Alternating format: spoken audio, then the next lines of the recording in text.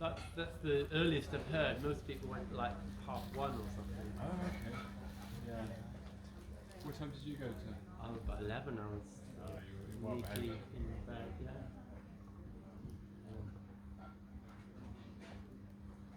Yeah, it's good. It's good music. Really nice evening. Did you go to the river? In the end? Did you jump in? You went there? Yeah, we went. Oh, fantastic. Yeah, were there many people swimming? No, it's good, yeah. Fair weathered swimmers normally. Yeah. In Langford. I think we're going to start. Does Kevin knows, doesn't he? He does. That we're here, so he can direct people if they're a little bit late. I'll just go and have a little look, see it, come Yeah. back, but start without me. Okay, we'll give it a little start. I'll hand this around, which is a little one of the products that we make that does contain mushrooms, functional mushrooms. Oh, and is this for helping sleep? No, that's the opposite. To make you alert? Yes. Oh, I see. Yeah. So it's like the coffee of the herbal world. Yeah, it's like an energy drink of the herbal world. This was yesterday you had this one, didn't you? Yes, and because it contains mushrooms, I wanted to talk about it today. Oh, right. Nootropic. Yeah, you can say that. Yeah, exactly. Yeah. Smells lovely. Yeah, it's a really interesting. We'll go through the talk and then we'll discuss that why I've created that and how and what the thinking is behind it. What did you say? When I sniffed it yesterday, I was like, oh, I could drink that all day. Yeah, it is pretty good. I should have bought some more to. I need to make a new batch. That was my bad. So it was. So was it full at one point? It was. That's me being at it. First thing in the In a morning. brown paper bag. Yeah. And you just need like a couple of shots, and then you're Yeah. off. Yeah. So there's cola in it which contains caffeine. You know, that's the cola nut is the original ingredient in Coca-Cola. But One of. it's the family of coffee nuts. Yeah, they're related. They're at least chemically related. Oh yeah. So is it caffeine? It's caffeine, also colatidine, other related compounds in the same family of compounds, and they have similar effects, stimulant effects. But it's a little bit gentler than coffee. It's good. It's a really good. Is it on the same vein as betel nut? No, but it has similar effects. Cart. Cut also. Cut. It's also yeah. So in that stimulant family, but not Ephedrines and stuff like that. yeah, not botanically related. Not botanically related. These cards will give you access to this online. So I'm just going to leave it here. But I just mostly wanted to. I didn't bring any to sell. I just mostly wanted to explain what the thinking was behind it and why there are mushrooms in this, and what that could potentially do for people.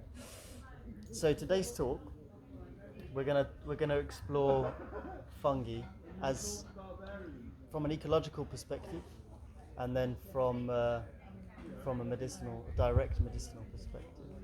So fungi are their own entire kingdom, distinct from plants and animals. They a lot of the time have symbiotic relationships with plants, and they also have direct medicinal effects for animals and humans. So we would like to explore those relationships. So fungi themselves, and then the relationships that they make, and the uses that they have. So a little bit about me, for those who don't know. So I studied as a pharmacist at the University of Bath, not so far away, and then apprenticed as a medical herbalist, and then more recently transitioned into forestry. So I've just come back from Sweden. If we could put the phones on silent, just so transitioning to forestry, which I've just come back from Sweden, finishing a master's in forest ecology and sustainable management. And my research was on medicinal mushrooms, chaga, medicinal mushrooms. So growing chaga, which is one example of a medicinal mushroom, and cultivating it in the lab. And so cultivating hundreds of plates and looking at the growth rate under different conditions. Are we happy here? There's a bit of noise coming through, but is everyone happy? Everyone can hear. What's the alternative? The alternative is to go back to the original Right. space, the original tent. I prefer to go back down there. Is a bit Well, of noise. the only problem, sorry, with that is that there's that next talk at 12 o'clock. Also true. Move in a bit, I suppose. Yeah. Yeah, should we come closer then? Yeah. That's a good idea. Come closer. Group hug. Situation. Are you ready to hang on?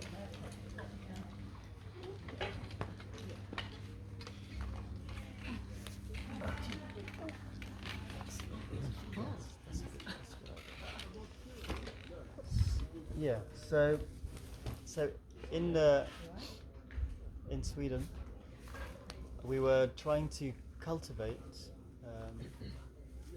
chaga in the lab. So chaga is a parasitic fungi.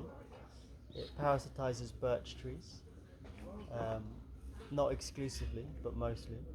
It parasitizes birch trees, and as an immune response produces a conch. I don't know if anyone here knows what chaga is. No. Kind of. Kind of. Yeah. Yes. So it's a black eruption. You usually see it on birch trees. It's a black eruption, and it's it's sterile. It's not non-spore containing. Looks like a big blackhead. It looks like a big black mass. Because I wasn't sure whether it was a mushroom or not. Or was this is it? Yeah, it's not technically a mushroom, which would be a fruiting body of the mycelia. It's an immune response to the mycelium fungal infection. You So say it's an immune response. it's an to immune the- response from the tree. I sometimes get confused because I think it's chaga, but then I look it up and it's not. It's just the birch growing. How do you know when it's? Exactly. So yeah. So how do you know? You have to prise it off of the tree or make an incision and see if there's a corky layer, and then if there's two distinct layers, a black Yeah. melanized outer layer, and then a corky orange layer, Yeah. which is where the mycelium is. Then you know it's a mycelium. It's chaga. Yeah. Good question. But that's very different. So chaga is in here. That mycelial extract is in there. And is it a classic mushroom shape? No. So it's very different. So it's very different to the other mushrooms we're going to talk about. Is it more like licheny type look about it? It's very different. Yeah, I guess it is. Yeah, but black, melanized. So a quick summary of what mushrooms are. So you have so under here there'll be a mycelial network. So mycelium are the hyphae. They're I guess a little bit like roots of a plant. So they extend outwards, and they take up some water and some nutrients as well. And they do that by releasing digestive enzymes, whether they're saprophytic or parasitic or however it is. They do that by releasing certain enzymes which degrade like macromolecules, so sugar-containing molecules, break them down, utilize them for metabolism, and then take them up.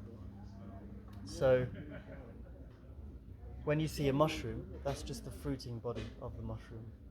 That's the fruiting body of the organism. So it isn't of itself. It isn't the entire organism.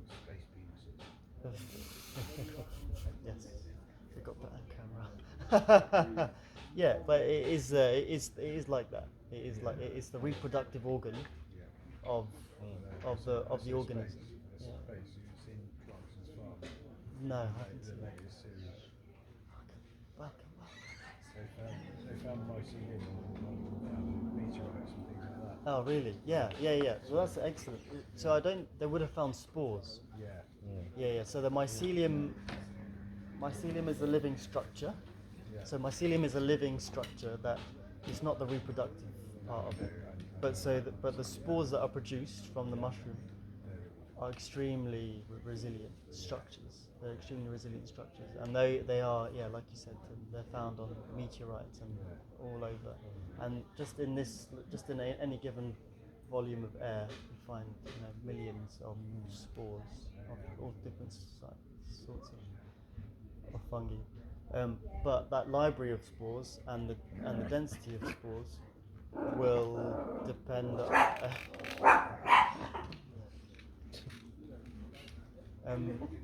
will depend on the fungi that are actually present. So in a declining, our biodiversity in this country is pretty much declining for the most part. We're declining, and the number of fungi that are fruiting and releasing spores, contributing to a spore library, you could say, similar to a seed bank in the soil, it would be diminishing. But the Mycelium is everything, isn't it? Yeah. It's the basic. Yeah, exactly. I'd say so. Yeah. It's so mycelium. Yeah. So the process that I'm describing, when you have mycelium, they release these enzymes, lots of different enzymes to break up sugar molecules, the protein, lots of different enzymes that they release to break up macromolecules. So what that means is they're able to transform organic material into its constituent parts. And what that means is that degradation process, that means it feeds back into life-giving processes. So they're building soil, they're digesting organic matter, and without that you'd get a build-up of organic material, and that's what you would see in dead soil. You see a build-up of organic material that isn't able to break down, which in turn reduces the fertility of any given system, and then you get reduced growth from that, simply because you've got fewer nutrients available.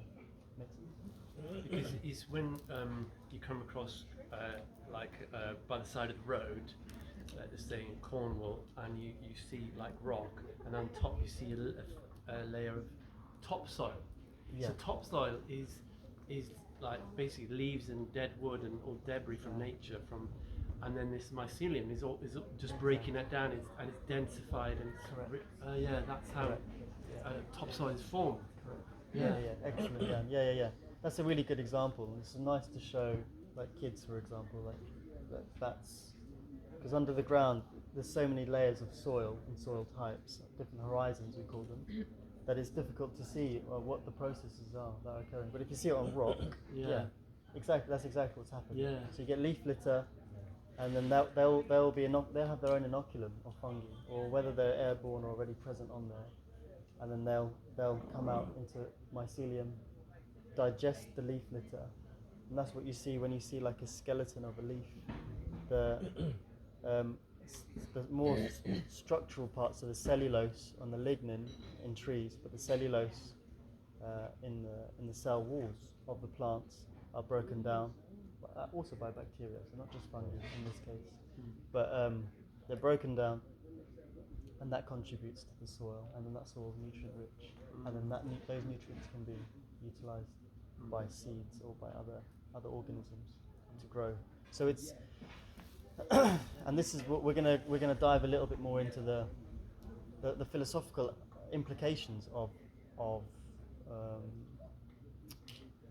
what it means to embrace the death aspect of a cycle, because this is very much the death aspect of this cycle. And in our society, generally speaking, death is quite taboo.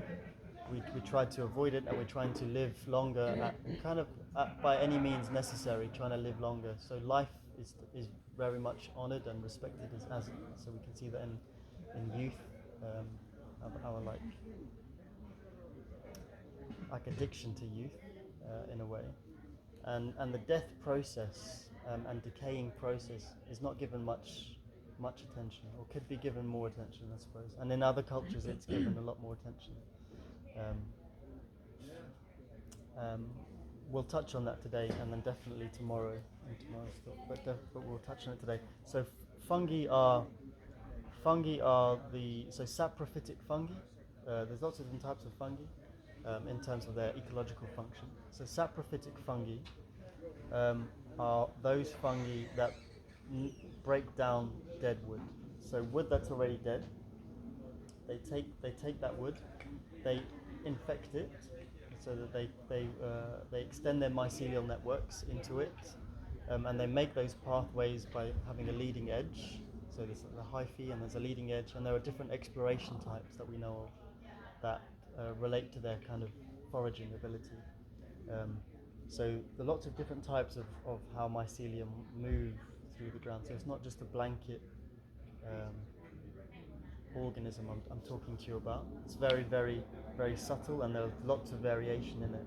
And that's very important because in any given ecosystem, there are lots of different niches and lots of different things to break down and to interact with. And if you don't have those finer specialist organisms from an ecological perspective, if you don't have that, then you get a much less resilient system. And I'll talk about that, what I mean by that a little bit later. So most plants and trees have a symbiotic relationship to a fungi. So I think most of you probably already know that. So what that means is you have the roots of a plant, and at school we learn about the roots of a plant, and they take up water and nutrients, and they photosynthesize. But what we were never taught is that capacity of a plant to live. So all the trees and all the plants that we know of, the capacity of those to actually survive is quite low without a symbiotic relationship to fungi. And the reason is because the root system that they have the surface area is only so much. They can only take up so much water and access a certain amount of minerals in any given soil. The poorer the soil, of course, the less likely they are to obtain nutrients from them. So over evolutionary time, they've built up a relationship with mycelium, so fungal mycelium, whereby the mycelia, and there's hundreds and thousands of types of different fungi that do this. They form a relationship with the roots of the plant, and that can be in contact. And what they do, they transfer nutrients and water to the plant roots. Okay, so they're in connection with each other. They're touching. The root system of the plant itself has a certain surface area that it has. The mycelial network expands that surface area 100,000, 10,000 times. So what that means is they can access a lot more nutrients and a lot more water, especially in nutrient deficient environments. Those relationships obviously become more important, because if they can take up nutrients and take up water much more reliably than if that relationship wasn't present. So what is the relationship? What's the symbiotic relationship? So a symbiotic relationship, or mutually beneficial relationship here. So a symbiotic relationship is one where one organism is doing something, another organism is doing something, but together they potentiate each other and do more than either of them could do together. It's like a healthy human relationship. It's the same concept. And that it's mutually beneficial. So in this case, I've explained why a plant benefits from that relationship.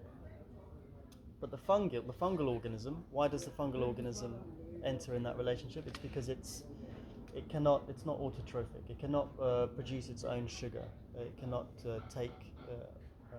it cannot photosynthesize, basically. So the chlorophyll in any given plant, which is the green here that you can see, that's held by the cell of a plant. That chlorophyll is like a solar panel, isn't it? So you're taking light, and then you're converting that into energy, into chemical energy. So the plant utilizes those sugars. So it produces sugars from carbon. So carbon's taken up by the little stomata on the underside of any given leaf. So carbon dioxide is taken in. Light shines on and fixes it into sugars. It's remarkable. So the sugars are then used for metabolism or used for structural, for cellulose, lignin, pectin, these kind of structural compounds. So the metabolic sugars, structural sugars, so they're still comprised of sugars, which are photosynthesized using carbon dioxide and water from the roots. So fungi can't do that, but the tree, let's say you have a tree, the tree values that relationship so much so that it starts to feed sugars to the mushroom. So that the mycelium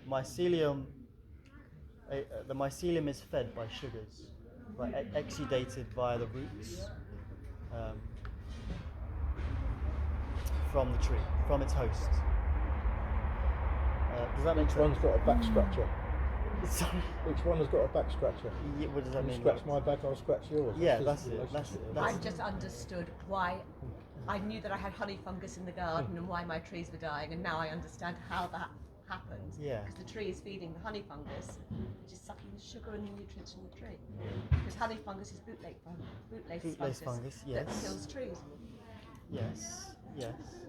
So I now understand the mechanism that's working in the garden. Yes. Thank Okay. It's more. There's more to that than that, but that's right. Basically, It's a simple. It's those principles. Yes. Any other questions or any other clarification? Yes. It is going beyond what you're saying, or what it is the relationship with fungi and humans. What's the relationship with fungi and humans? Okay. Yeah. Good. We're going to come to that. Okay. Yeah. We're going to come to that. And I was going to say, how did it do? So you got roots of trees and you got fungus, and they're co-independent. And what did they appear? Did they evolve just at the same time? Was that because they need each other, don't they? So Yes. the success of one is dependent on the other. Yes. In evolutionary terms. Actually, I think fungi were here before plants. So fungi were here existing before plants, and in that case, you can have different forms of organic matter that they were able to metabolize. So, just like saprophytic fungi are not they're taking nutrients not by being fed sugar, but by extracellularly digesting organic material. So they were existing before, and then we know, or we think we know, that fungi were the predominant species on this planet before plants evolved and then co-evolved with them. So the idea is that fungi were here, and then plants come and then understand that some of the fungi can, if you've got So the did power plants evolve because of fungi, or? I don't know. I'm not an evolutionary geneticist. Actually, I wouldn't like to comment. Right. But it's a great question, both of them, and I'm not qualified to really comment Was on it the that. Permo-Triassic boundary when they evolved, when you had a massive, I think it was volcano or meteorite, wiped out everything on the planet, and then they evolved to forage on the material? Yes. But the well here comes from the Permo-Triassic boundary, which is kind of interesting because, I don't know, maybe there's original spores fossilised still in the drinking water. So I don't know. Excellent. Dave, can you comment on any of these two questions also? Which On the question of either Which came first? Which the chicken came or the which egg? came first? Well, the Permo-Triassic, there were reptiles and things. And they're very simple monocot plants. I think just a single stem with a root, but nothing inland. I think they were just colonising the beaches, the mud estuaries, and that was it. There wasn't anything else. They hadn't obviously needed the fungi to then form the root structures to come inland. I think. Yeah. I think that was what it was. Thank you, Dave. Yeah. Any other questions? So we're going to come to the first part of this talk. We'll talk about fungi in ecosystems, and then the second part we'll talk about fungi and humans and health. Is the second part tomorrow? No, just a bit today. later. Okay. Just like in just the first half, second half. Right now. Maybe it's too deep of a question, but about the consciousness of mushrooms, because they have a bit. We reckon they have more consciousness than other plants. But they are not plants anyways. They're a whole different thing. So. Excellent question. Yeah, this is a brilliant question. Because I know they can follow, if you put them in kind of like a labyrinth or something, they can follow, they can get out. Yes. They can follow That paths. brings me to my next question, which is, do you know anything about the scientists in Japan designing a underground system using Yes, mycology? I know. Yes, That's yes. really interesting. That is interesting. Yeah, yeah. I didn't. Could Okay, you repeat this lady's question? We'll take this question first. Okay. No, we won't take it. But let me just finish the introduction of fungi, just so everyone's on the same page. Right. And then we can all come to that question together. So, quickly explaining symbiotic relationships. So, what I would like you to like go away from here is understanding how pivotal fungi are in a given ecosystem or a healthy forest ecosystem, because that's my interest. That's my interest. So, as a forest ecologist, how do I know a system is healthy? Now, new guidelines come out to try to encourage the retention of dead wood, encourage veteranization of trees. Do you know what veteranization means? So it's like you have a healthy stand, but not enough trees are dead, and so you veteranize them. So you ring them, so parts of those trees die, or you cut them down and leave dead wood down. Leave dead wood, and it seems a little bit brutal, but the idea is to encourage the necrotrophic cycle. The necrotrophic cycle is the death cycle, and there are thousands of species, fungi, beetles, lots of different species that are reliant on dead wood and the saprotrophic initiative. I've it before, I just not the terminology. Yeah. It's the basis of everything. Yeah. It's the basis of everything. In the gardening. Is that what you do? Could you say a little? Aspects of gardening and The brush in the banks. Do you want to say a little bit about it, Tim? Just briefly, if you'd like what that looks like. Well, yeah, I mean, a good example is with the ash dieback disease, isn't it? I mean, the trees talk to each other and they tell each other that there's a disease, and some of them can fight it off and some of them can't. And the ash dieback disease is tricking the trees into believing that there isn't a disease, and so then they can kill off the ash trees. But now the ash trees are recovering, and they're now able to fight back. Yes. So they're overcoming the disease. Yeah. So it's important to that's a good point, to take it into. So I was last year working for the Forestry Commission in the West Midlands, so not too far from here, and I specialised as I was a tree health specialist for the region. So looking at ash dieback in a lot of detail. So ash dieback, Hymenoscyphus fraxineus. This fungus, this is infecting the ash through little wounds, and sometimes it overwhelms the immune system and takes over, and it's considered pathogenic. So pathogenic disease causing, and everyone's worried about it because of the implications of it. Where did it come from in the first place? China, apparently. Yeah. Of course it's China. But oh, is it China? Yeah. How ironic. I can't remember. Actually, no. I might be mistaken on that. I might be mistaken on that. That might be the chestnut blight. Makes sense. But yeah, I can't quite remember. But in any case, it's present here. It's present everywhere now. So we were tracking it for a while, and now it's just present everywhere. It's just everywhere. But what that means is, so when it becomes pathogenic, so that's an example of a pathogenic fungi. Now, from a disease perspective, we get quite worried about those things, like pandemics, like COVID, and things like this. So the way we treat trees is by cutting them down and burning them. We don't try to treat. Always the best way. Not always the best way, right? But then you have resistant trees, resistant individuals, and those individuals that can recover.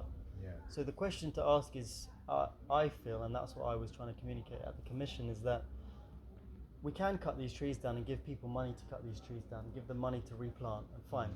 But you're rapidly reducing the ash population because they're also cutting down healthy trees.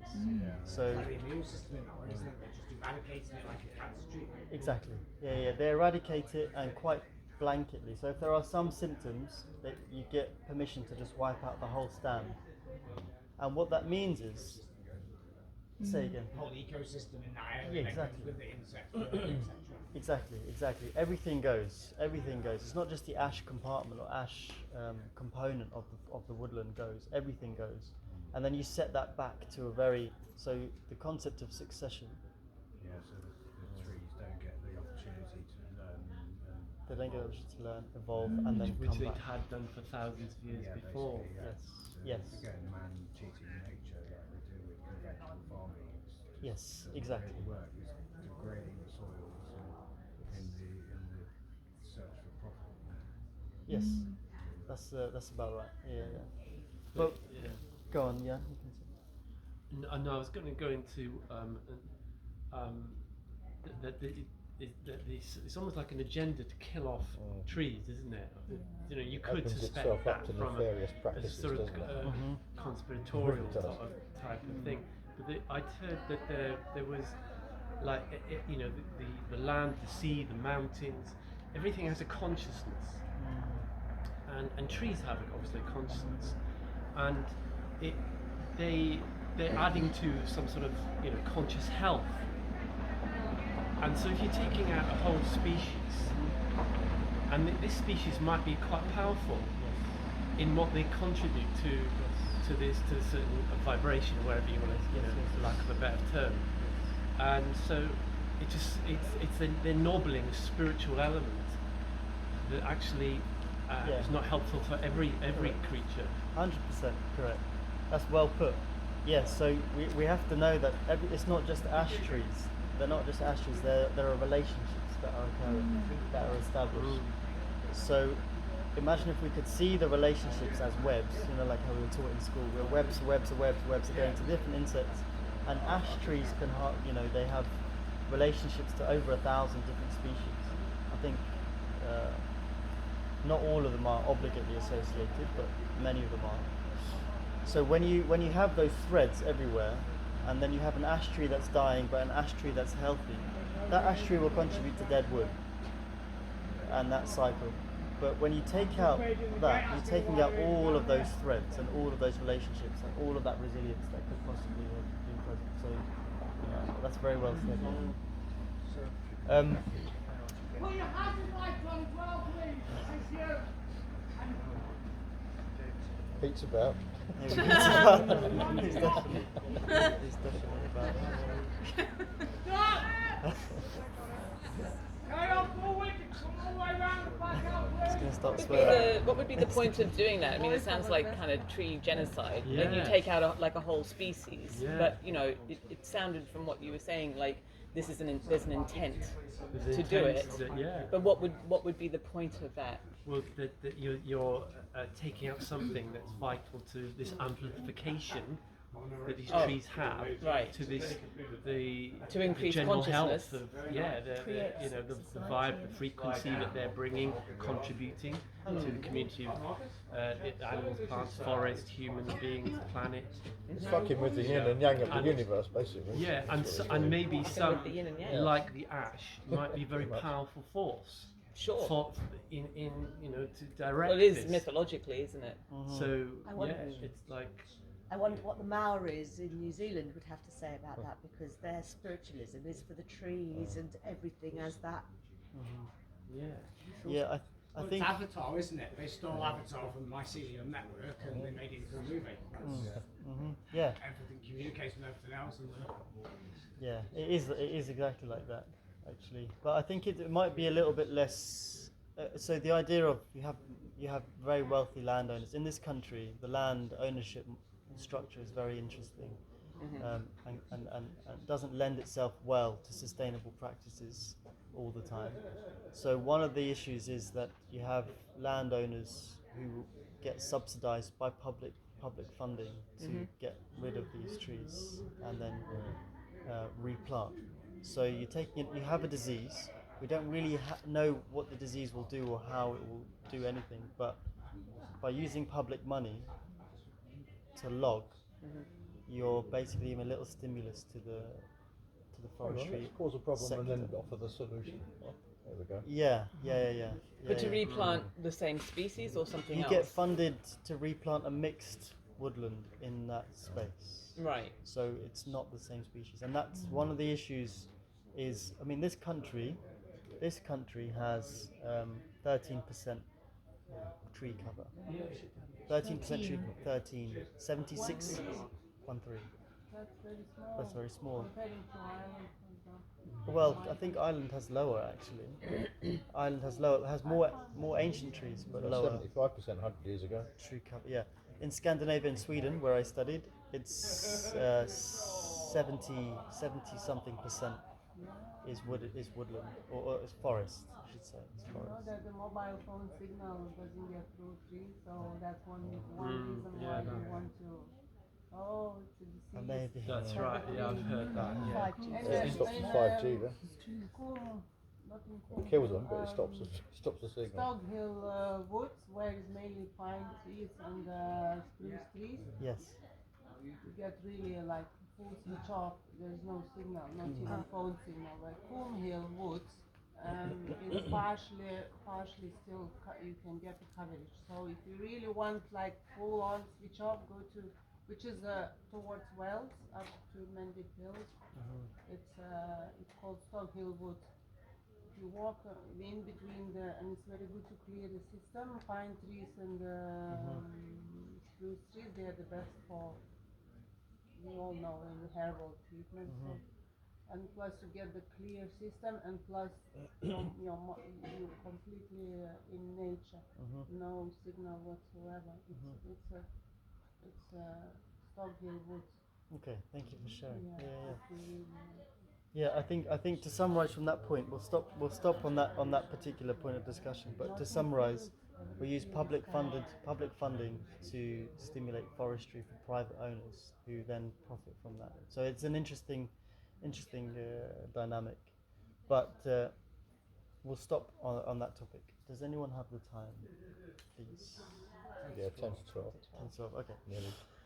So, does anyone have any questions on the ecology of fungi? We've just touched on it briefly, but if there are more questions that anyone's particularly interested in, how fungi interact with forests, or with trees or components of forests, I think we've covered.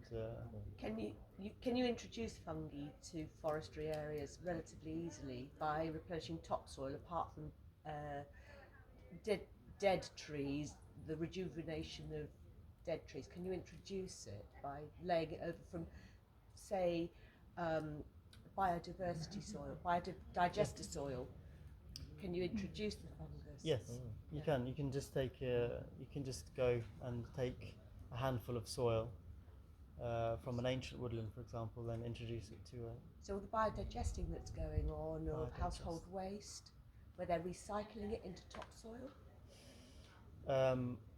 It depends what the process is for biodigesting. So We'll have a if it's conversation later. yeah, but if it's like municipal compost is usually heat treated to get rid of. Self-heating. If it's self-heating, it depends what temperature it gets up to. But at the end of that process, you could just inoculate. With that waste. No, you would inoculate the waste, that compost, And from then replant it. from an already a soil that already contains mycelium. You just take it and transfer it, and it's a little bit like the water. I used to spray bales of straw and just Yeah, that's also good. Yeah. easily get some mycelium in a spray and just That's spray it. them, That's just it. And then they'll just leave them. exactly. Yeah. As long as this is somewhat Wet. wet. I used to hose them down for a couple of minutes and then Yeah, good. just chuck them in a forest and just leave them there. Yeah, it's a good way. Yeah.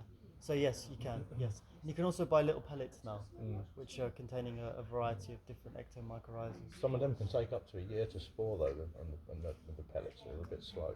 Yeah. Well, I found anyway. the idea is that you just dig it into a tree that you're Yeah. planting.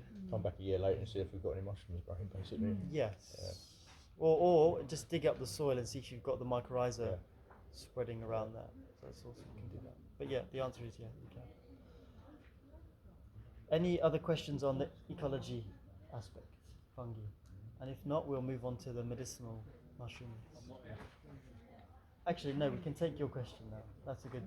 So, the question. Do you want to repeat the question? It's because I had two. Like the last one was about the consciousness of mushrooms, and the other one was the relationship with fungi and humans. Yes. Good. Consciousness. Consciousness. Yes. Yeah. Yeah. So I don't think I can really comment on the consciousness of mushrooms without from a like a. I can only comment on that from my own experience of it. I can't comment on it as a scientist because we don't really. Subjective, isn't it? Yeah, we're struggling to understand what consciousness is. We're struggling to understand how to measure consciousness. So that's a big debate now in like between neuroscientists. Like, what is consciousness? What does that mean? How do we measure it? Is that not connected to philosophy? Yeah, it's going to branch out into that. But from I can talk about my own experience with it. Yeah. We'll do that perhaps further to the end, and we can finish there. But let's come back to your other question about medicinal, about interactions with humans. Yeah. Yeah, the relationship. Yeah. So now we're going to shift from ecology in forests to fungi in forests to fungi in humans. So the spores that we breathe. Yeah. So there's a microbiome in the gut and on the skin. That microbiome is very much informed by your external circumstances. So you breathe in, you literally breathe in. So if you're walking in a forest, you would literally breathe in the forest microbiome. And that's you breathing in fungal spores, bacteria, viruses. You breathe it in, they colonize your nasal passage and they colonize your gastrointestinal tract. The food that you eat also informs the microbiome directly and indirectly. So directly from the organism itself, but also indirectly from what type of food that you're eating, which feeds the existing gut microbiome. So that's first and foremost how fungi are directly interacting with you on a daily basis. So there are thousands of different species that are present in all of us now and on all of us now, which are influencing our health. So on my skin now, there's a healthy skin flora, somewhat healthy skin flora, which is comprised of bacteria and fungi, and they are on the mantle of my skin, and they secrete compounds which repel pathogenic fungi and bacteria. So, like for example, Staphylococcus aureus is a pathogenic bacteria that would cause a skin infection. They're repelling that, so they're keeping me healthy. If I were to put an antibiotic on my skin, like rub an antibiotic on my skin, antibiotic is killing bacteria, then I would clear the healthy flora, and then that may give rise to opportunistic infection. And the same is true for the gut. So if I take an antibiotic or an antifungal also, if I take an antibiotic, and it's true for pharmaceutical antibiotics that are registered antibiotics, but it's also true for glyphosate, for example. Glyphosate was originally produced by Monsanto as an antibiotic, so against biology, so it's killing biological organism. So glyphosate is also an antibiotic as well as a herbicide. So not many people know that, but and if you're interested, we can discuss the mechanism of that later if you're interested. But the point is, when you take in an antibiotic, you reduce, you don't kill everything, but you reduce the population of bacteria, and you reduce the diversity of the population of bacteria, because not everything will die, but some things will die depending on what antibiotic you take. So you reduce the diversity. When you reduce the diversity, then you reduce the resilience of your system, because some of those bacteria will be responsible for some different things, health-giving properties. and that's true for any given system. That's true for any system. When you reduce the diversity of the system and the connectivity of the system, you reduce the resilience of the system. So the more complex it is, and the more integrated those components are in relationships, the more resilient they will be. And that's a general rule. Doesn't work for BMW though, does it? What do you mean, Lawrence? Bloody thing keeps breaking down. Yeah.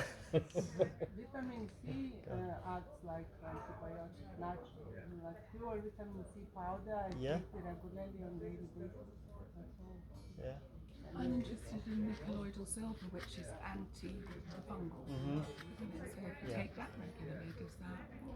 Yeah, well, actually, well, it depends. It depends. But for example, so for many remedies during COVID, you couldn't take oregano essential oil. Oh, I do that. So oregano essential oil is very good. It's an antibiotic. But if you take it too much, if you take it every day, which shouldn't be taken every day, if you take it every day, you will notice symptoms of diarrhea and like gastrointestinal cramping and things like this. And you will also you would be able to also probably measure a reduction in gut microbiome because it's an antibiotic, it's an antiviral as well. So while it is helping you to fight viral infections, it's also stimulating other processes in the body to help the immune system to fight these infections, pathogenic infections.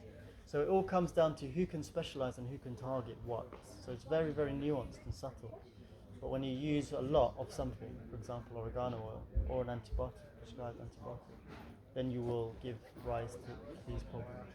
So if you take one thing and you have a lot of it, usually it's a bad idea. Whether it's an antibiotic at a high dose or whether it's a spruce plantation in a forest, one of anything is generally not a good idea. If that makes sense. Yeah. So yeah.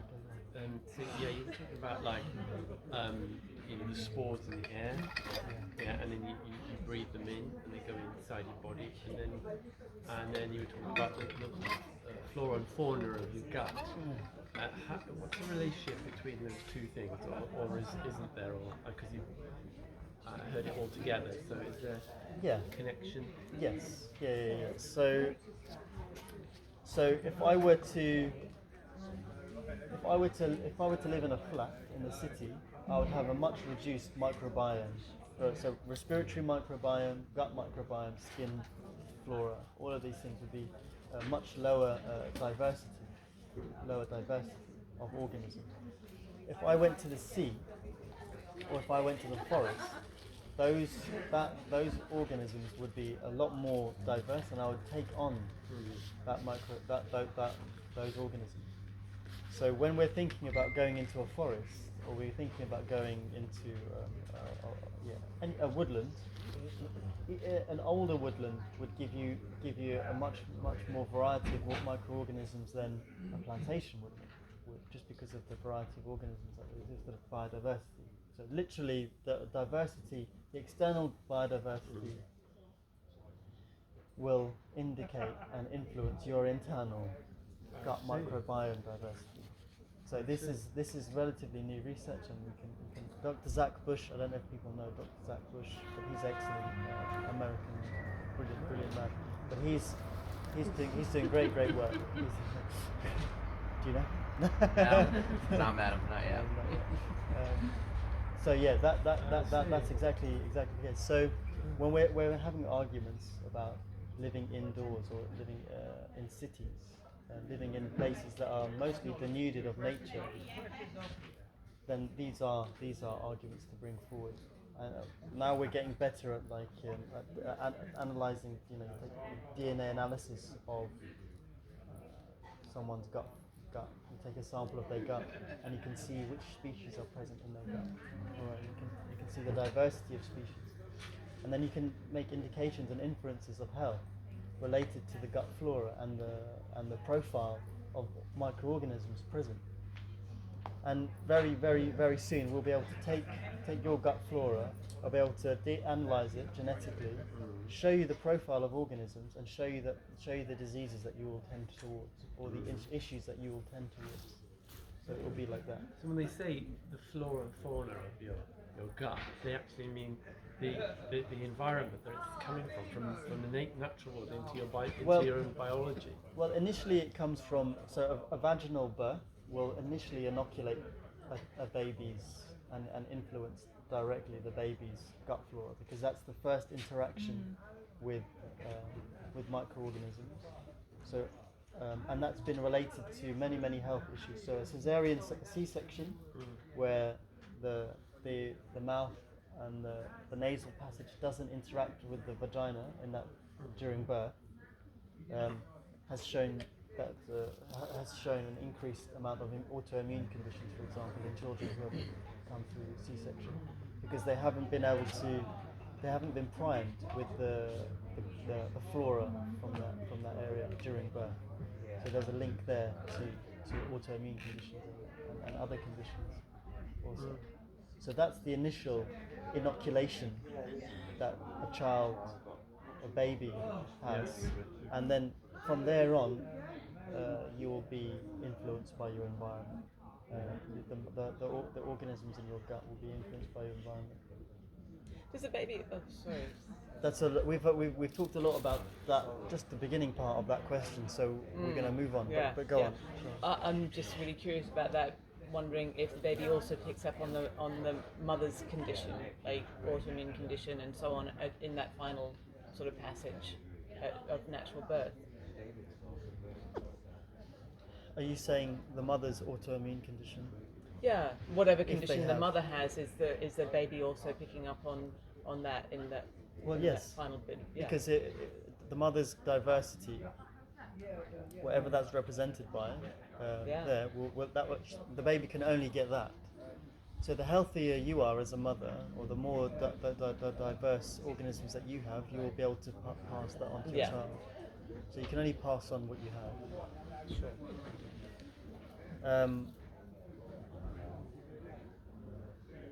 And just a quick point on that, and just very briefly, because we talked a lot about it, and we want to talk a bit more about the mushrooms, but very quickly talking about epigenetics as a phenomena.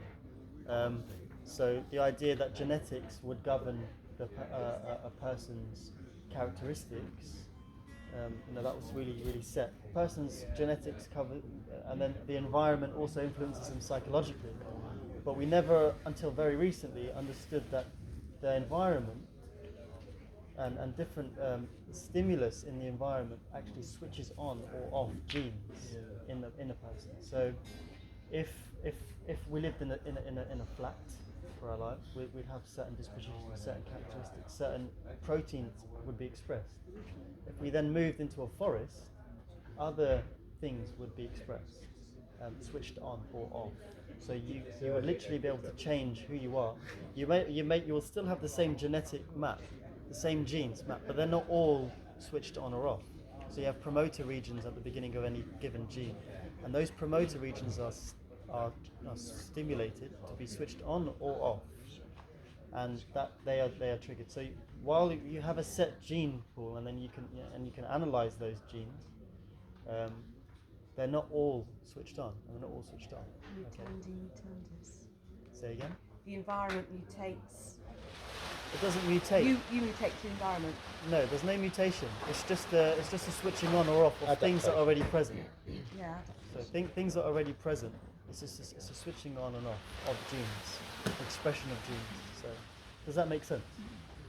I have a really quick question. Sorry, but if you need to move on, it's fine. No, go. It's about medicinal mushrooms. Yeah, that's where we're going next. That's what we're supposed to be talking about are. this whole time.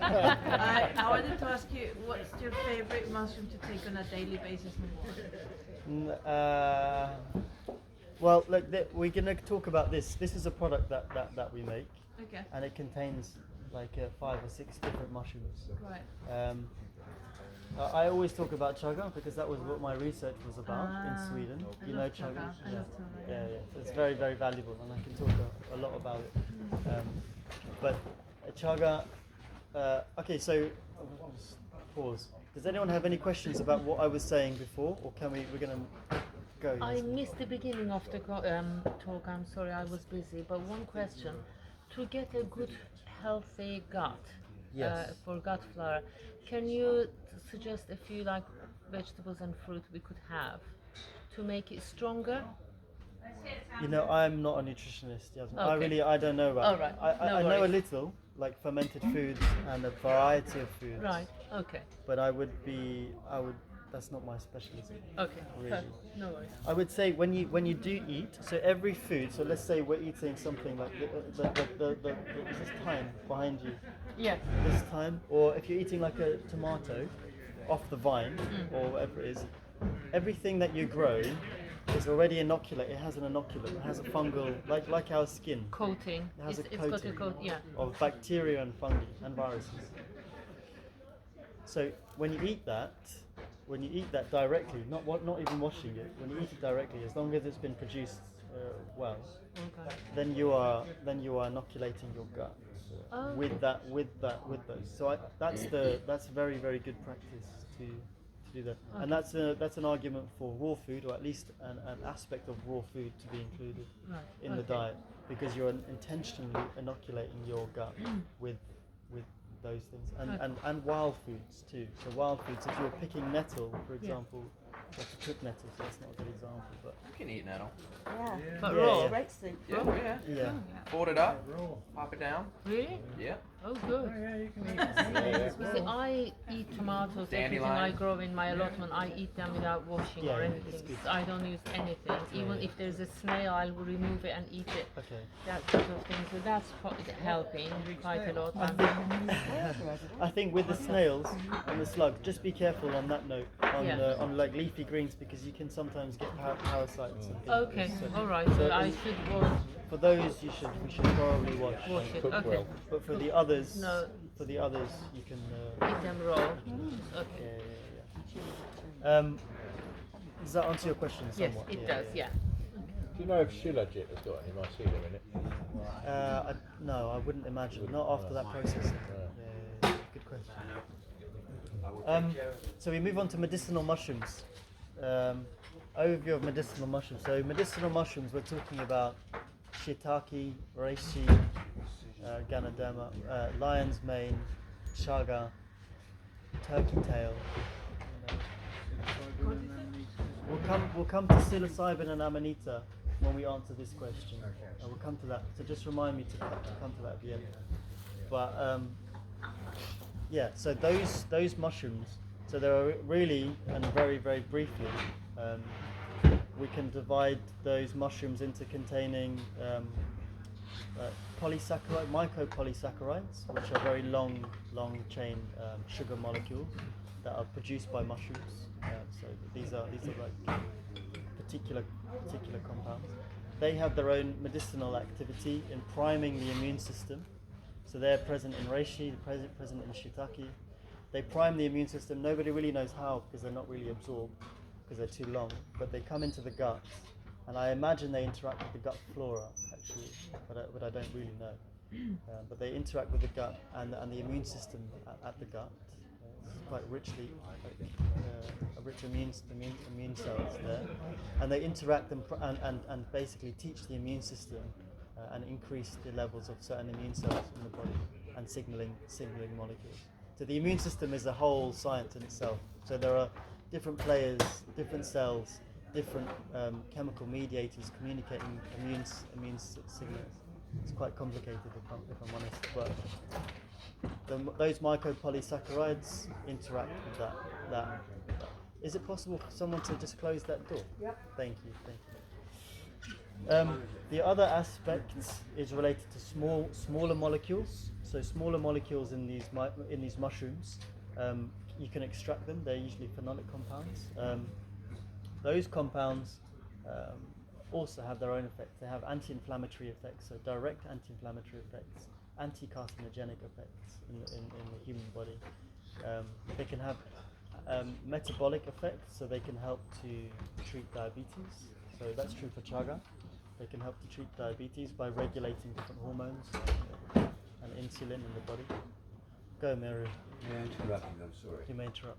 I don't know why it's happening here right now in the congregation, but it's actually in the way of our preparations for the stage. So if we could take a 5-minute interlude and then go back into the tent. Is there another talk there now? There shouldn't be. No? But I will check. Look, just carry on. Is that okay, Mary? But I will check first. Thank you, thank you, thank you. Carry on. Thank you.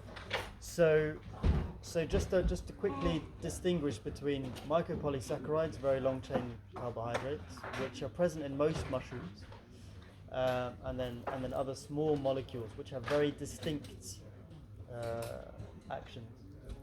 And the reason I'm saying that is because one is a primary metabolite. So primary metabolites are fats, sugars, oils, lipids, and secondary metabolites are more complex, more interesting compounds, like so all essential oils, these kind of phenolic compounds. They have a very particular medicinal action in the body. So both are present in mushrooms, and both have their own activities. There are very interesting things that happen with all of these mushrooms. Lion's mane, for example, we know has shown interesting effects on neural development and neural growth. So interact with the neural growth factor, and this has been demonstrated. Chaga has been shown to be strongly anti-inflammatory and one of the strongest antioxidants, and that's related to the melanin on the chaga. So the melanin is a pigment. It's a black pigment, very dark pigment, like in our skin. That pigment is very much present in chaga, and it's one of the most potent antioxidants that we know. And antioxidants reduce damage to genes, so it can be translated as anti-carcinogenic. Okay, you're good to go over there. Nothing else. Thank you, Mary. Are we all happy to transfer? Yeah. Logistics. You can make some more now. You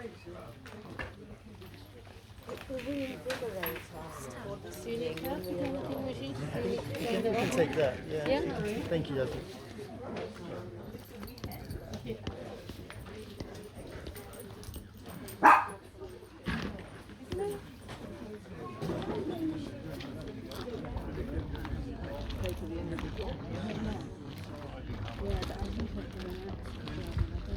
Oh yeah. Yeah.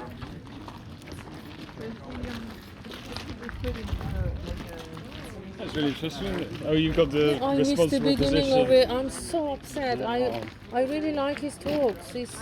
But I missed the first good half an hour of it. Yeah. But he's going to send me the recording. Oh, that's good. Yeah. Yeah. That's a good idea. Go with it.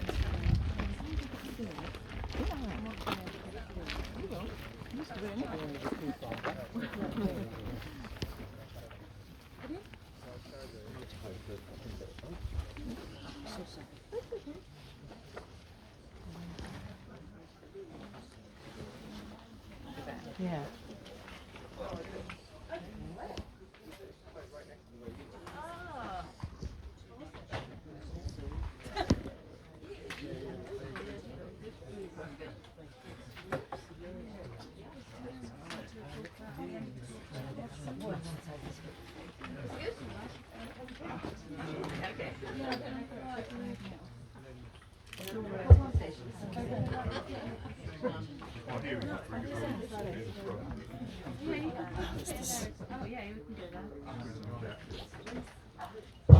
Can you see me?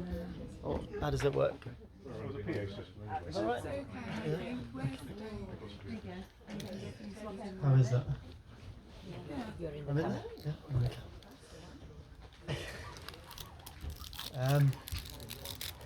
I think if we can come closer, so people I think on this side, if you are you able to come? You can hear me. All right. Okay. Okay. If you're happy, I'm happy. Good.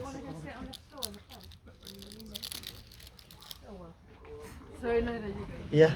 Well, if people at the back want to come here, if they don't mind sitting on the floor, then that's good. But if you're happy where you are, everyone's happy? Yeah? All right, cool. I'm happy. Maybe you might want to move your phone a bit further Tell me. away. It's dropping your head off. Tell me. Is that good? Extreme now. I'll just No, I think he's alright. He's in the middle. That's good. tilt it down. Tilt it down. With the stick? Oh. Maybe you have to unlock it with the thing on the side. Okay, maybe let's. That's why it's not moving. What do we need to? Yeah. It's too technical for me.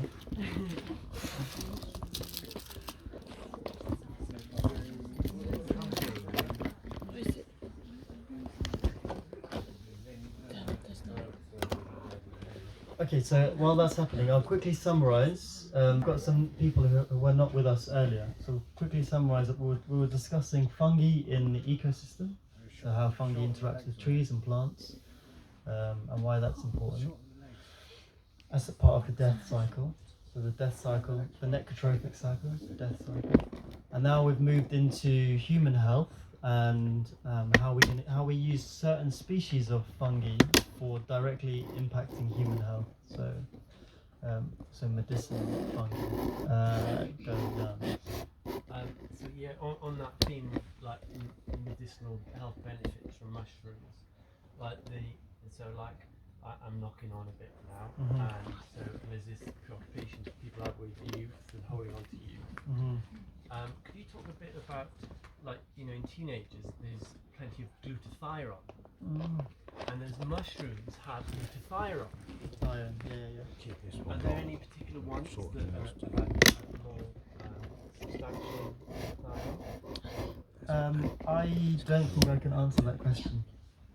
I don't think I have. I could answer it if you give me a little bit of time, but I don't think right now. I don't think I could answer that. Yeah, interesting question. Yeah, I don't have that knowledge right now. But I can find out for you. Yeah, we'll look into that. Any other questions? Maybe I can answer them. Yes. It's very quick. Do you find Tara to be a stimulant? No. Oh, okay. Do you? Yeah. Yeah. Okay. As far as I'm aware, chemically speaking, there are no compounds in there that would act as traditional chemical stimulants.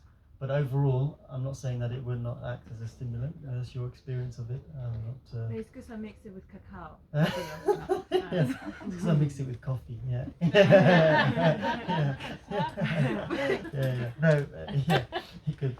It's probably the cacao, if I'm honest, because cacao contains theobromine, which is an active stimulant. The thing that I found with Tara is that it helps my mood.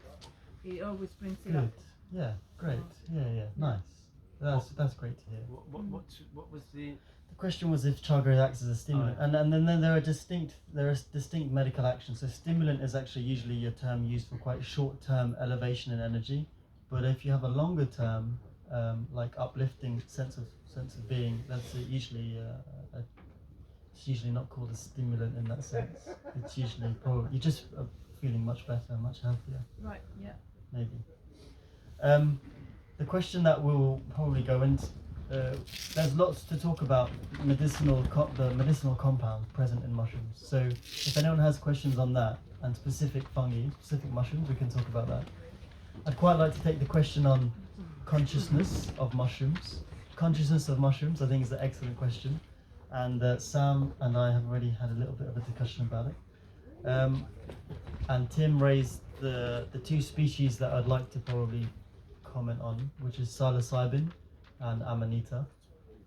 So psilocybin, different species, and amanita muscaria. So that's the liberty cap and the very famous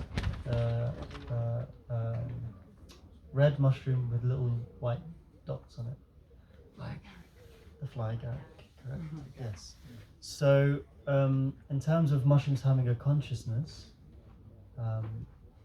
I feel like they have a consciousness, but I feel like that they have a consciousness, and the ability for them to interact with humans pharmacologically, I think is very, very interesting. So psilocybin, we know, is a much researched compound now. Actually, muscarine from the fly agaric has been studied for years because of its effect, on the muscarinic receptors in the nervous system. So we already know those actions, but its effect on human consciousness and we call it a psychotropic effect. So psychedelic. I think I tried to steer away from the term psychedelic and also hallucinatory, only because I think they don't. Well, anyway, it doesn't. But the psychotropic effect of these fungi, I feel, and this is now my own opinion, so it's not back. Everything else I've said before is like quite it's established scientifically. So that's one way. That's one way of looking at it. But if I can share the effect of psilocybin, I would keep it to it's quite a close topic to my chest. So I'm gonna speak. But in terms of of these mushrooms healing the psyche, I find it interesting. I mean, fly agate grows in the forests, but the psilocybin, the liberty cap, it's a field fungi. You know, you find it in pastures. We're going to talk about this more tomorrow. The interplay between agriculture and forestry, and what that represents in terms of the way we see the world, the way we view the world, the agricultural revolution, and what that's done to us, what that's done for us, also what that's done to us. I find it interesting that as you clear a forest and you graze it with livestock, it gives rise to the liberty cap, because it feels to me like a spiritual feedback loop. That's what it feels like to me. So when you take psilocybin in a ceremonial context, which is what I'm. This is on camera. let's say if one were to take psilocybin in a ceremonial context, it puts you in touch with the divine, definitely the divine feminine, the darkness. Puts you in touch with the darkness, which is the divine feminine. So polarizing the divine feminine, the divine masculine. So divine masculine up here, sun, action. It's quite straightforward, linear rules, so on and so forth. That's the line. The divine feminine, circular, open, empathetic. Deals with information in a contextualized manner, which again, left hemisphere, right hemisphere, all of these things. But that's overly simplistic. So you could have split that again, which is what the ancient Egyptians do. We find the divine masculine and the divine feminine up here, in terms of the sun and the moon. And then you come down here, and you split the divine feminine and the divine masculine down here, and you find Mother Earth, and you find the wild man. And we'll talk about more about this in tomorrow's talk as well, in the archetypes. But when we look at it like that, when we split it again, we find that the mushrooms take us and descend into the earth, where we find the divine masculine and the wild man and the divine or this dark, very dark energy, which is not bad energy, it's dark energy. And then the divine feminine also, but it's very dark. And in a culture that has done well to, I think, push that away, those energies away, out of consciousness, out of sight, out of mind, kind of thing. That can be very, very powerful to re-enter that space in a non-judgmental way. We're like post-Christian era now, where that exploration was originally frowned upon and vilified and demonized, and you meet demons there. You meet demons there, and you meet your own demons there. But you meet actual demons there. You meet wild animals there. You come back to the wild and that darkness, and that's really represented by the forest. So it's interesting how an agricultural revolution, an arable effect on the land, gives rise to these species, which will take you back to the forest, that's how I see it anyway. in terms of how, yeah, the mushrooms, the psilocybin mushrooms have an ability to show you what you need. In a ceremonial context, you'll be able to be there, and they're able to show you the darkest parts of yourself, or the most repressed parts of yourself. And that's all well and good to go into that. And I'm not qualified as a psychotherapist, so I'm not I'm not trying to encourage anyone to take this or explore this necessarily without assistance, because that would be irresponsible of me to do that. But I'll just speak from a subjective perspective. When you move into those darker, repressed parts of yourself, you meet characters and you meet archetypes that you need to come into better communication with, better understanding of. And so it's one part of it is being prepared to do it. So people, for a long time, I was never called to take these mushrooms. So one part is understanding when that time is. The next is to take it and to do the actual ceremony. And then after that is the integrating and interpreting of that process. So what actually happened? What did I actually see? What did I actually feel? Who did I meet? Which situations and things that I meet? And it's basically a very deep dream into the subconscious. It's like a dream would take you to those places. If you could dream deeply enough, it would take you to those places. The mushrooms allow you to. The mushrooms knows what you need. Yes, I have a consciousness. Yes, I have a wisdom to the mushrooms. And as a pharmacist or as a scientist or whatever it is that I am, that's not accounted for in the scientific community. But from an experiential perspective, that's exactly what's occurring. So we find the mushrooms tell us what to explore in ourselves, and it's a tool to understand. It's a tool.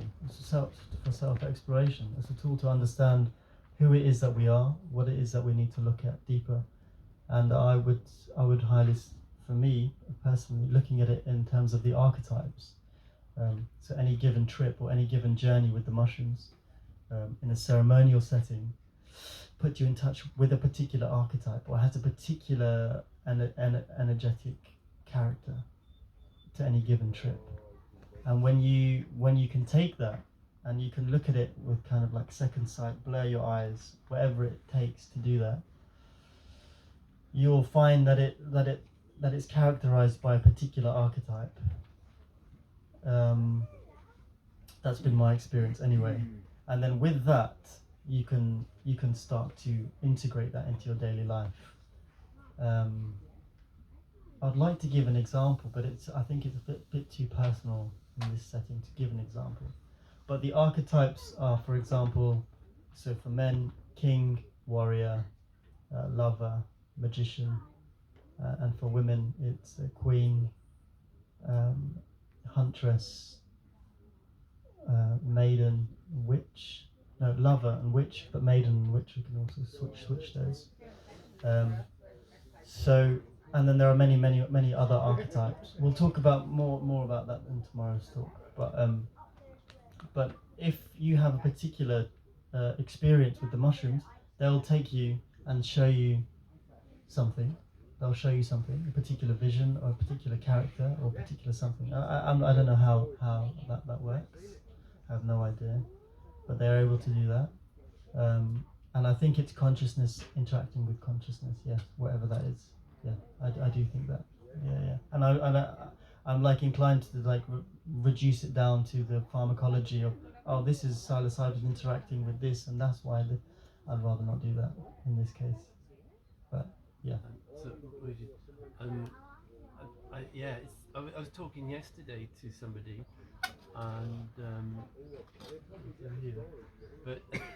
and they were talking about their experience on mushrooms and how they sort of went into, like we live in a three-dimensional world, height, length, depth.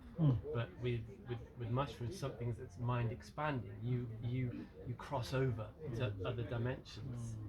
that interface into this dimension, and there's things you encounter in those realms that are like you're talking about archetypes, you know, in the whole sort of demonology, you know, like you're saying, animals.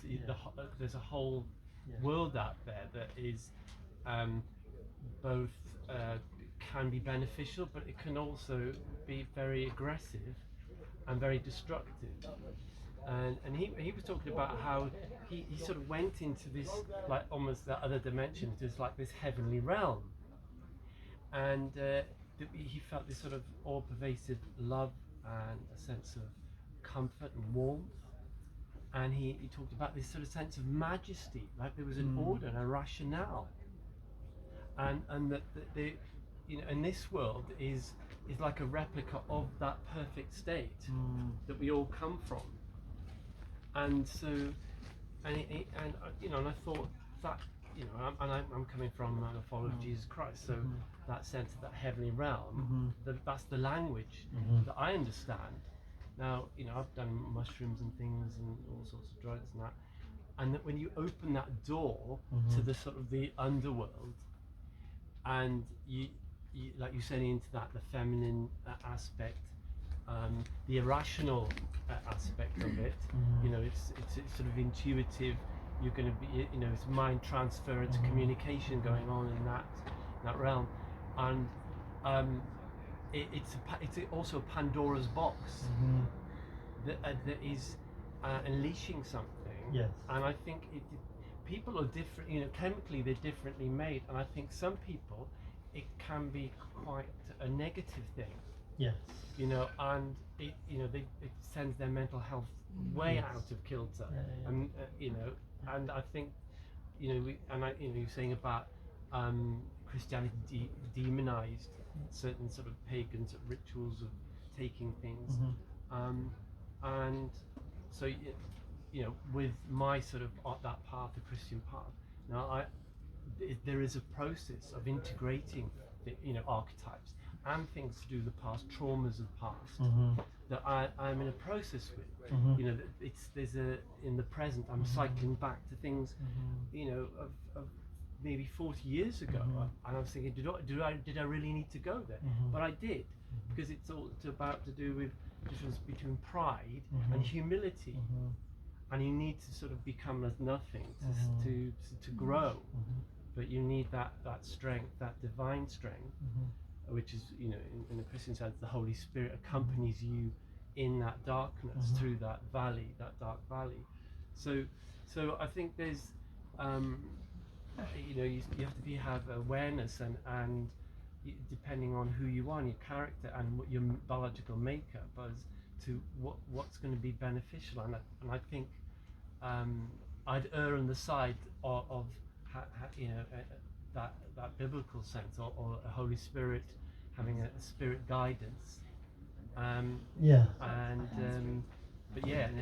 but so that's the sort of shape of it, how I see it. Yeah. So I think I will. Thank you. So I was raised as a Muslim. So I think organized religion has this effect of systematizing, and I think that's very valuable to have a system to spiritual ascendancy or spiritual growth. It's extremely valuable to have those frameworks in place. I think what's happened, intentionally or unintentionally, is that darker feelings or emotions, like anger or grief or melancholy or these kind of things, it feels to me that they've not been honoured in the same way as they have been in, for example, in indigenous societies, or where those, and it may be with the way organised religions have constructed themselves out of civilizations which have their own characteristics. I don't know if you've read Guns, Germs and Steel, or these, just the idea of settled civilizations themselves have their own intrinsic qualities which give rise to organized religions, and almost by definition are separated from the natural world just by that construct itself. So I don't think. I'm not arguing against Christianity or Islam or anything like this. All I am saying is that to integrate, and I'm not a psychotherapist, so I should really just qualify that. I'm not a psychotherapist, and anyone who wants to work with these things should do so with a qualified psychotherapist or in that environment. So, but what I would say is that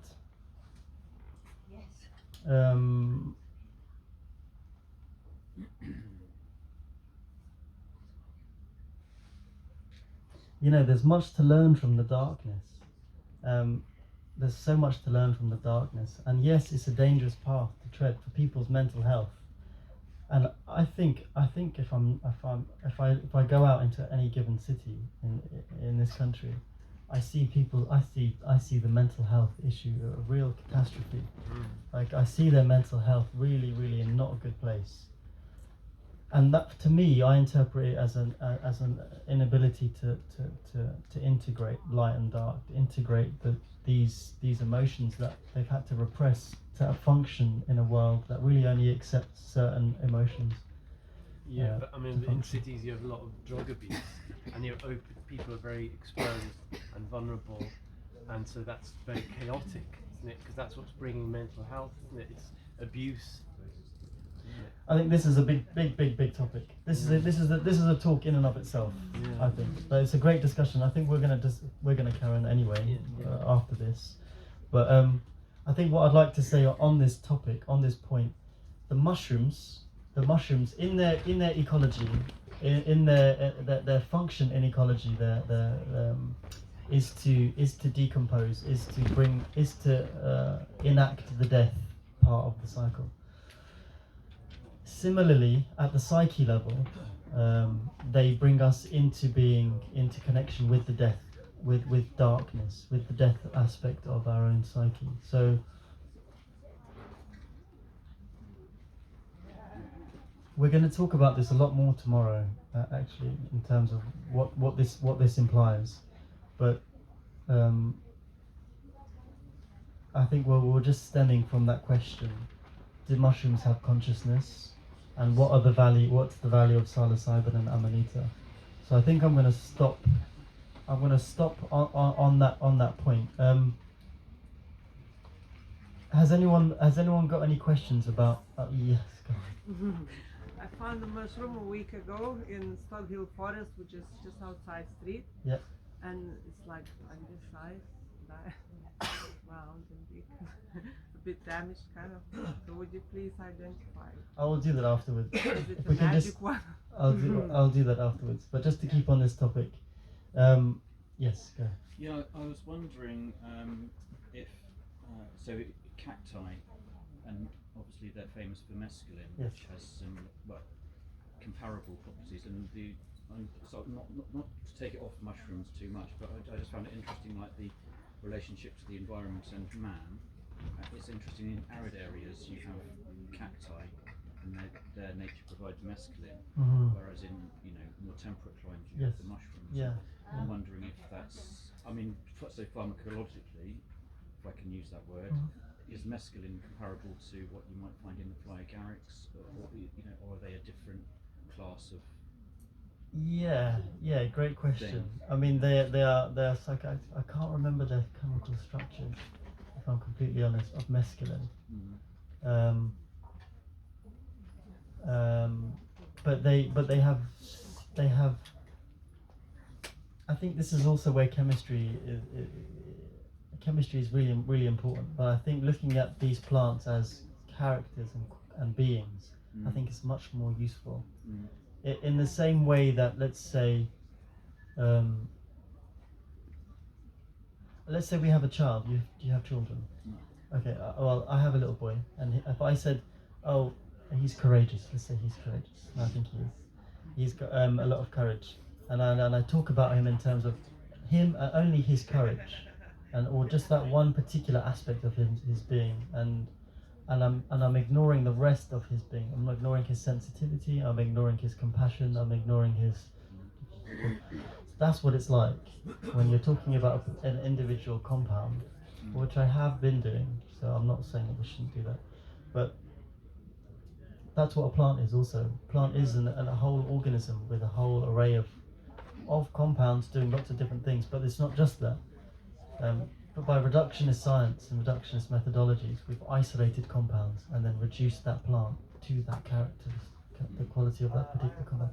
So the way the indigenous peoples relate to these psychotropic and power plants, they call them power plants, the way they relate to them is not by their pharmacology or their medicinal chemistry, it's by the character of the plant.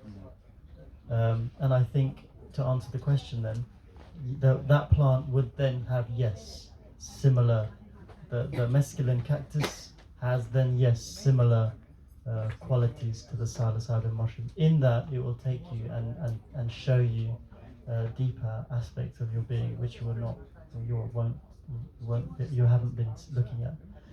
So mescaline, Aldous Huxley's, you probably read it, or Carlos Castaneda, they're talking about meeting certain beings, certain spirits, certain gods when doing that, and it's the same for psilocybin. You meet certain beings that are influencing our daily life, whether we know it or whether we don't know it. It's better if we do know it. That's my feeling. It's better if we do know what it is doing. So just to answer your question, yes, but not just on the chemical aspect, but on the whole organism. The whole organism. It's fascinating. It's fascinating that those plants we've co-evolved with, and they have that effect on us, and they give us that insight. So do you get mushrooms in arid areas? So it's not like the cactuses are fulfilling a niche that the mushrooms. No, they are, because the cacti are evolution. They're adapted. They're adapted to that climate, the arid climate. Mushrooms usually rely on moisture, they usually rely on that. But cacti don't have the decomposing. They don't. Do they? No, they don't. They are plants. Yeah. So they're plants, but they have that storage capacity. They're adapted to those climates. And interestingly, then they have psychotropic products coming off of them. Yeah. So they're ecologically they're not interchangeable, but psychotropically perhaps they are. And I feel more drawn to your local. Go down to get your local psychedelic. Yes. It feels more appropriate. Yeah. Great question. Yeah. Just talking about the psilocybin, surely when, because it helps you to travel to other realms, both inner or other dimensions, you need to be taking it with an intention, because the intention sets the boundaries. 100%. Because in nature you have the light, but nature can be dark as well. And so when you take something with intention, it protects you. So just talking about the whole mental health aspect, because I work with clients who've been damaged by it, completely unprotected, just wide open going in. And yes, there are demons or darker energies or mischief, or however you want to see it, that will enter from the astral plane or whatever. So you always have to have, before you take anything, you should have that intention of where you want to go. Yes. And take a guide with you, or do your own protection if you're competent. Yes. Otherwise, it's dangerous. This is what Jan is saying actually earlier, and I feel like we need to finish, or I'm getting that feeling. Is that right? Good feeling. So how much time? A minute or so. We're going to finish up, but just going forward and just to close up this topic, and to comment on that, and also to refer back to Jan's comments, which I think are valid. If you're going forward with the mushroom, you need, and this is true in general, I think, Mac McCartney, bless him, a good friend, founder of Embicum, he was talking about making sure your allegiance is to the natural world, first and foremost. If your allegiance is to the natural world, then everything else falls into place. So when you make an allegiance to the mushroom, and not to your own, because this is absolutely can be a descent into the super ego, descent into like super narcissism, where I could be there talking to you from that place, when you have an allegiance to the mushroom and honoring the mushroom and a relationship to the mushroom, you can be sure that that mushroom will take care of you. Yeah. You can be almost completely sure that the mushroom will take care of you. So an allegiance there is key. I'm sorry, we're only an hour late, so. We're going to stop there. Thank you so much for coming and listening.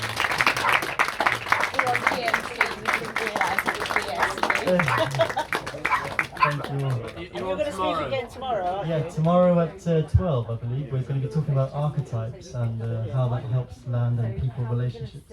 Thank you all. Thank you so much. I'm going to bring this up a bit. So, I haven't met a lot of you. I'm Lynn Franks. I'm speaking today and tomorrow, and I'm about to interview Kevin and Colin, who, of course, have put all this on to explain what's actually going on here. Some of you might be feeling a bit confused at this point, but if not, it'd be a pleasure to actually talk to these guys and see all the hard work that's gone on and what's happening going forward from this wonderful day and weekend. Is everybody all right? Don't move. I'm marking you all. I'll see those who walk out. Don't worry. We can talk about mushrooms as well if you want, but basically we're going to be talking about what we're doing here.